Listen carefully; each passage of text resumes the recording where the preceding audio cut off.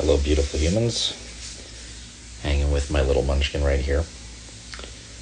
And this morning, been up a little bit earlier, and I've been reflecting on the pursuit of your higher self. Been attending this 3-day virtual event, and was reminded of a book that I've read years ago. And I had a life coach back then. Yeah, and she recommended this book called The Big Leap by Gay Hendricks. And it's a discussion around tapping into your zone of genius and the problems that come when we are leaning into that, when we're seeking that, which he calls the upper limit problem. And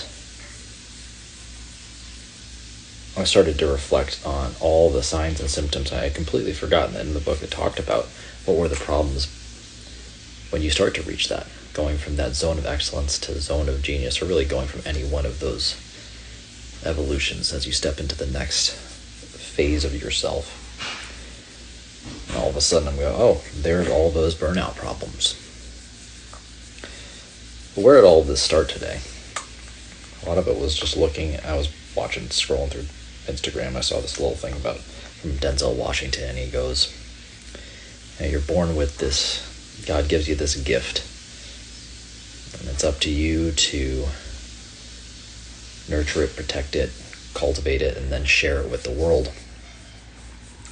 Obviously looking at this little one, I'm thinking a lot about what are my responsibilities in this life as a father. How am I supposed to lead her? How am I supposed to guide her? And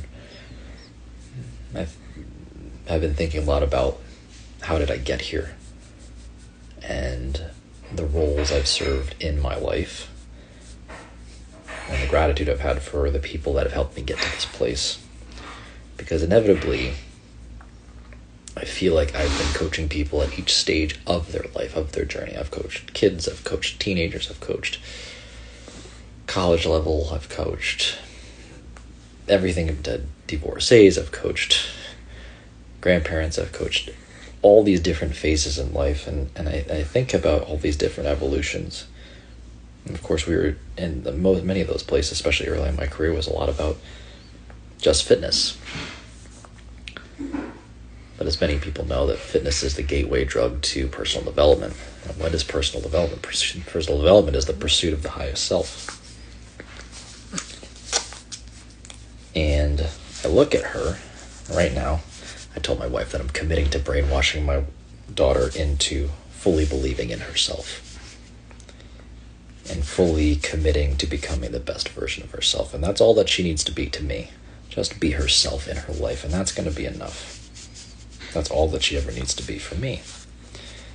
Because I want her to have that type of relationship with herself. I want her to know that that's important.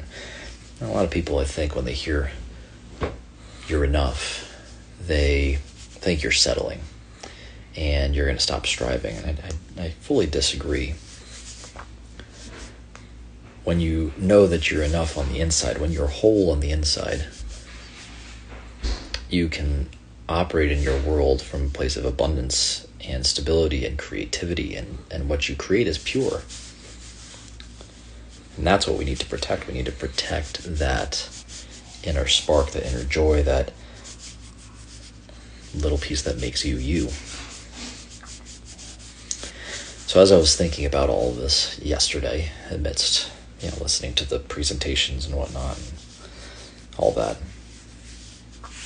I was thinking about the path from when somebody often shows up with me, burnt out, overwhelmed. It can feel like a lonely place, but most people don't realize that I see that. They're like, cool, you're ready to you're about to go on the journey inward. But how do we go from that to the breakthrough that you're really looking for, to being your higher self? I think the first thing it's worth considering is I think people think all of a sudden you're just going to snap your fingers, you're going to have this magic pill, and it's all going to show up. And it's really not that. It's not some one magical program. It's not some magical thing that's going to just snap you into it. it's a process. And that type of abundance, that type of success, that type of authentic self, higher self, is an emergent process. And the first thing you need to do, your burnout and your overwhelm, is a sign, one, that you're out of alignment in your life. So the first thing you need to do is you just need to start removing things. You need to remove the excess out of your life, the excess responsibilities that weren't aligned with where you were going anyway. For some reason, you told yourself that that's how you were going to get validated or feel good about yourself or be worthy of love and acceptance, to feel a little less lonely, to feel a little more included, to feel a little safer, whatever that means. But it's all about removing the things that no longer serve you and organizing your life so that you're living in full alignment, from your spiritual fitness to your mental fitness to your physical fitness. And when you live in that vortex of alignment long enough, spending your time and your energy on the habits, the routines, the tasks, the things that align with that inner you, that truly represent who you are. I got you, sweetie. Here you go. I got your binkies. When you live in that alignment, everything falls into place. Now, that's a little bit scary in the beginning because you got to do a little housekeeping. Just talking recently, it's like cleaning or painting a room. First thing you got to do to paint the room is you first got to take all the stuff out of the room. It feels like a mess, but that's just part of the process. So when we stop associating that as we're a mess, and more like this is just the process of becoming a better version of myself. Oh, this is just a checkpoint along the path. So we're first looking to find balance. And sometimes that's not really a great word for a lot of people, but balance in your life, balance in your work, balance in your family life, balance in your health. I think people think it's too much of like a either or, and work-life balance is not really a great way of looking at it. I think it's the term that we have available to us so people understand it, but it's more about how do you create balance within your life. You have your life and your work is a part of it. And often the way you're doing one thing is the way you're doing everything, except we just might not see it that way. And when you can finally zoom out and you can see that the way you are treating your body or the way you're treating your relationship, the way you're treating your work, it's often the same representation of really just how you see yourself. Your lifestyle is a reflection of how you see yourself. And if you're not fully happy and you're not fully filled, you don't feel like you're fully alive, that's an indication that there's just still something else that we can work on aligning. And that's okay. That's just part of the process. I hope most people also realize I've done all these podcasts and content and all these things. I started doing that several years ago when I shifted my mindset that I'm also leaving all these things as a little legacy project for this little munchkin right here. Because I don't know what's going to happen in this life. I don't know when my last day is. I don't know when I'm going to take my last breath. And if something happened, my goal is for her to be able to have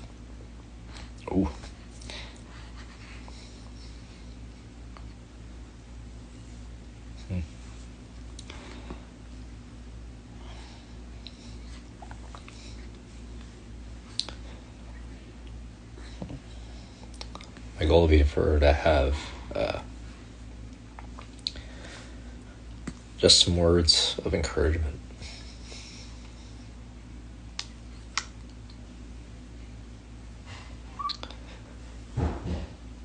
Some reflections and some ideas on how to work through these things the same way I've been working through.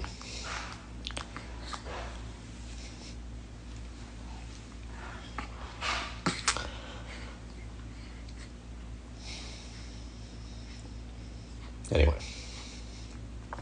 It's a good start to the morning. I love it. The whole point is to be able to... Yeah, I lost my train of thought a little bit. Where was I going? I'll circle back. Pursuit of self. We come from this place of burnout. We must first pass through balance, and then the breakthrough will happen. It will arrive at our doorstep. It will show up when we least expect it. And often it will feel anticlimactic. And I talked about that the other day. The reason why it's anticlimactic is because you made the space for it. You put on that, you act as in that identity. And you're able to receive that type of love because you believed long ago that you were able to receive it. And that you were worthy of it.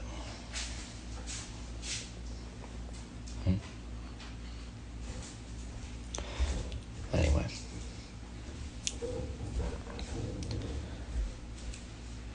I've been reflecting on a lot of again, what is my purpose in this life? And I've for sure struggled with that in my life. I think many people do too. Where is this all leading to? And I said it the other day at dinner. One was asked, what do you think you do? And I said, I like to believe I help people get closer to who they truly are. And perhaps, and unknowingly, that's what I was actually saying. I like to believe that I help people pursue their higher self. I can help my daughter believe in herself enough to go after that. Perhaps this message this morning is to help you believe that you can help your own loved ones do the same. Something I learned long ago is you can't lead others where you're not willing to go yourself. And I know that's often why I challenge myself to do the things I do, to ask the questions of myself and of others that scare me, make me feel uncomfortable. It's because I want her to have a model that it's possible, so she doesn't have to be the first one to walk that specific path. So it can be a little simpler, it can be a little easier for her when she gets there. It's not going to be easy, but at least she'll have a better semblance of a roadmap. She'll also have the belief that it can be done. She won't have to break that belief first. Just like when the 4-minute mile was finally broken after years of people saying that was impossible. All of a sudden, then a bunch of people broke it right afterwards. Sometimes it takes that first person to break that belief, and then many others can follow. And I hope that I can do that for her, for wherever that goes in her life, whatever she wants to be, however she's going to express her own unique creative genius.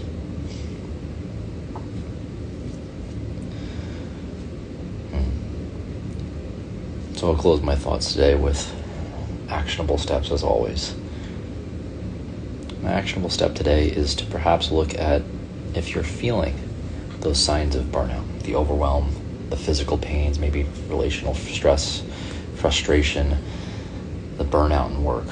That one really hit me yesterday. I thought back, and I really didn't think about that part.